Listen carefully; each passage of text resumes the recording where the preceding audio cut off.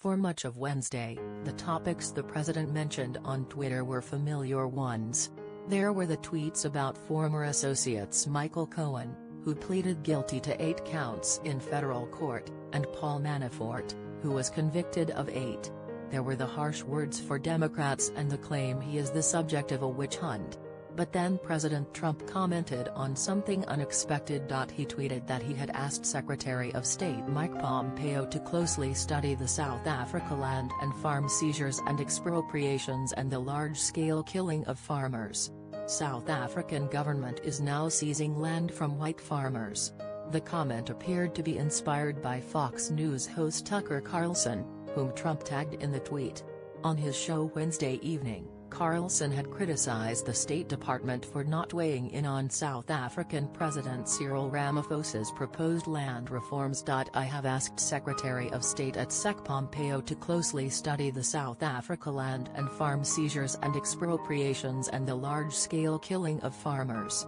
South African government is now seizing land from white farmers.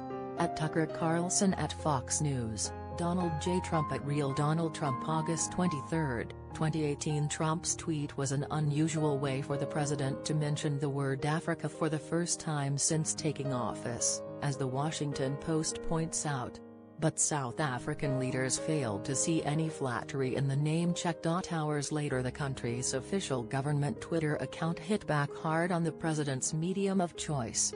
South Africa totally rejects this narrow perception which only seeks to divide our nation and reminds us of our colonial past, the account tweeted. Even as this diplomatic dust-up flared, with a South African presidential spokesperson later calling the tweet unfortunate and misinformed, onlookers unacquainted with South African domestic policy may find themselves wrestling with an reasonable question: what?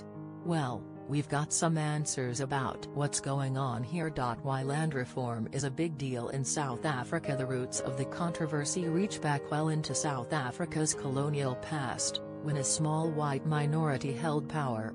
One crucial way the white government preserved that power was the 1913 Native Lands Act, a law that banned Africans, the vast majority of the population, from acquiring agricultural land beyond a few reserves comprising roughly a tenth of the land. The effects of this and other laws can be felt still today, since South Africa's became a majority black government in 1994.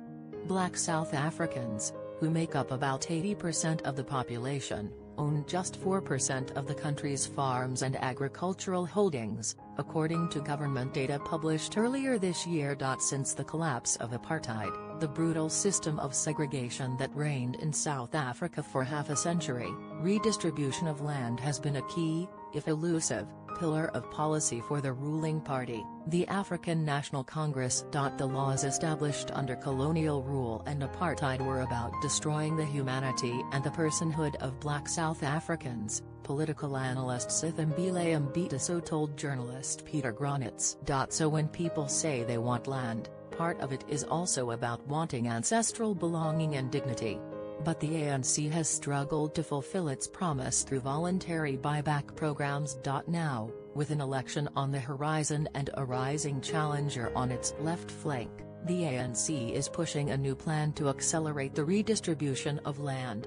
The party is pushing for the ability to expropriate some land seized by white South Africans during apartheid, and to do so without compensation when necessary. The plan has drawn criticism from some farmers, who have condemned it as a policy rooted in hostility toward white farmers and disrespect for property rights. And economists warn that South Africa risks following in the dangerous footsteps of Zimbabwe, where its own chaotic land redistribution program decimated the country's economy. Still, President Cyril Ramaphosa has plowed ahead, urging that the country's constitution be amended to make clear the government has the right to expropriate land.